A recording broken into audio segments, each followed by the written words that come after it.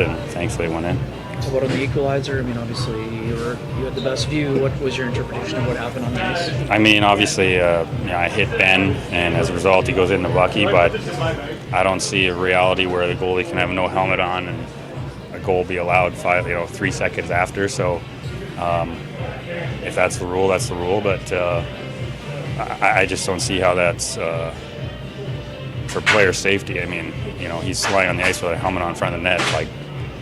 Takes a shot off the face. That's an extremely dangerous situation. So, pretty cut and dry to me. Like, goalie's helmet comes off, whether or not I push a guy into him. And again, it's a few seconds later, so I don't understand the call there. But found a way to get 2 points. What was the explanation before they reviewed it? Like between that time, did you get one? Like, why did they call it a good goal? They said that I hit Ben into him, which I hit Ben and he went into Bucky for sure. But I don't even think it's so much that we're not talking about goalie interference. We're talking about the goalie's helmet being off. Again, I'd have to look at the rule. I don't know the exact rule. Clearly, they made the call. It's a goal, but if that is the rule, I don't see how that should be allowed. From a safety perspective, right? Obviously, we're bitter about it right now. It goes the other way, we'd be upset they call it off. But someone's got to look at that, in my view. What was said after the goal was allowed, going into overtime? I mean, how did you reset? I know you did it Monday, but did that help in the process? Yeah, it probably helped. I mean, we've done it before in such a recent period. Again, like I said the other night, what are you going to do at that point? You got to kind of pull your lip off the ice and get skating again. So no time to be upset. So thankfully we did and found a way to get 2 points really. And like you said, maybe that give us a little extra confidence. Bigger picture, what do you think your team's response to what you didn't like from Wednesday in Minnesota? Again, I mean, just like what we said after the Carolina game, like we played a really good 50. We might even have made it to 57 minutes ish tonight. But I think it's just the resilience in our team. We have a lot of pride, and we've committed to playing a certain style of game this year, and we felt like we didn't do that in Minnesota. And if you're not up for a game against a team where we're chasing and trying to catch in the standings and a division rival, that was huge. So we knew we had to be ready, and it was a big 2 points for us. Did that message resonate? You have a responsibility if you want to be in the race to play at a certain level and a certain standard? Yeah, I think it's pretty clear for us when we watch the video and games where we've played really well. Game at home against these guys, most of that Carolina game, and a lot of other nights this year. And when we don't play that way, we go into Minnesota and get smoked. So it's sort of, if you need any evidence or reassuring that there's a certain way we have to play, that's it right there. And our guys are committed to that. We all owned it, and from staff down to players, and came back to the rink here excited today. And obviously the late goals kind of put a damper on it, but I thought we played a heck of a game.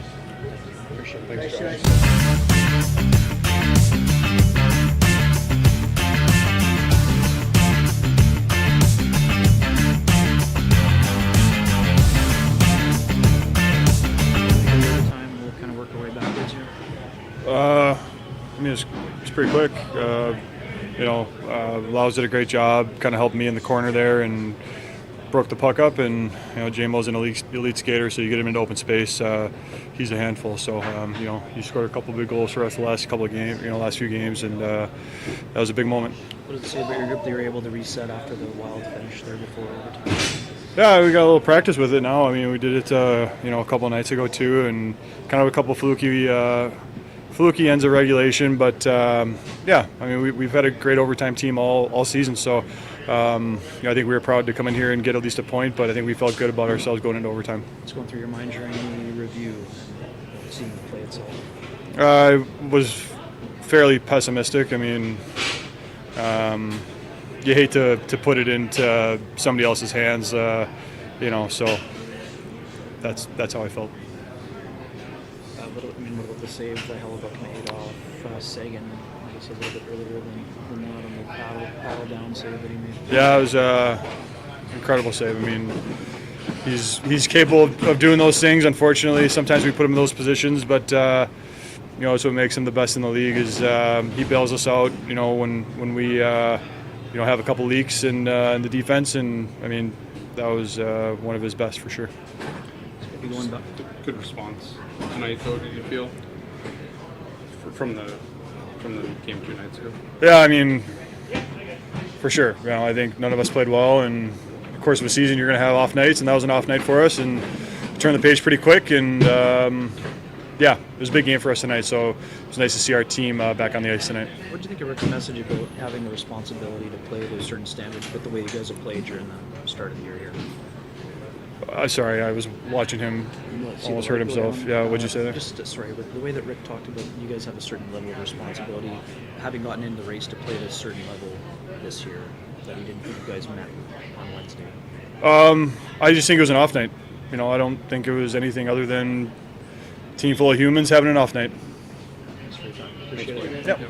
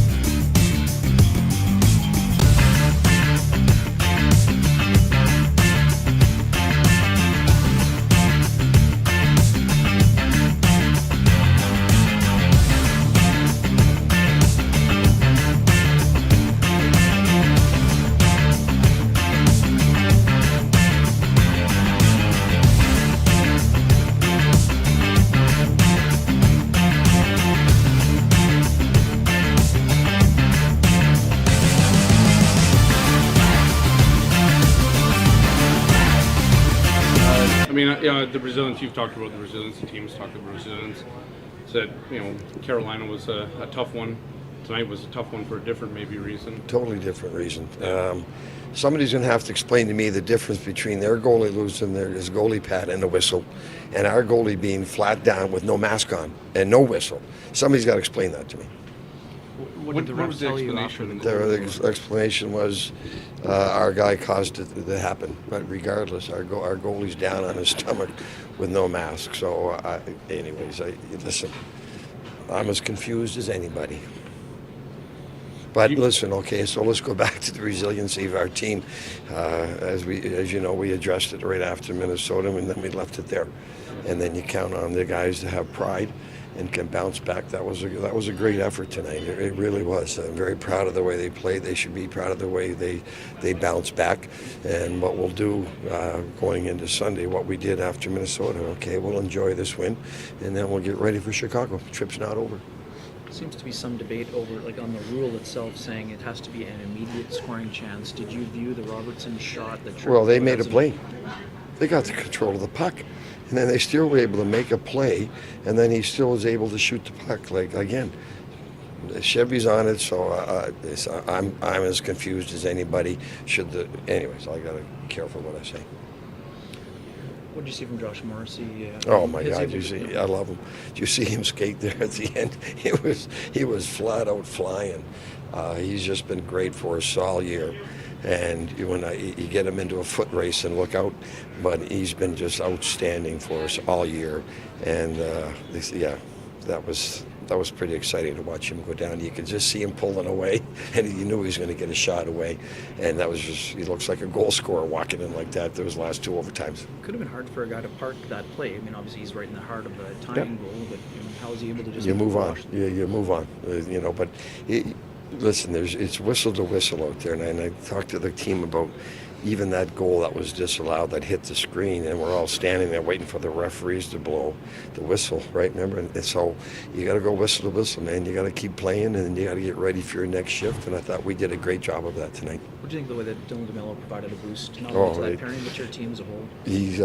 Listen, it shows you how much we've missed him. He was outstanding tonight, very reliable, moved the puck really well. He's a good partner for Mo. They played together a long time, but I thought I loved Mel's game tonight.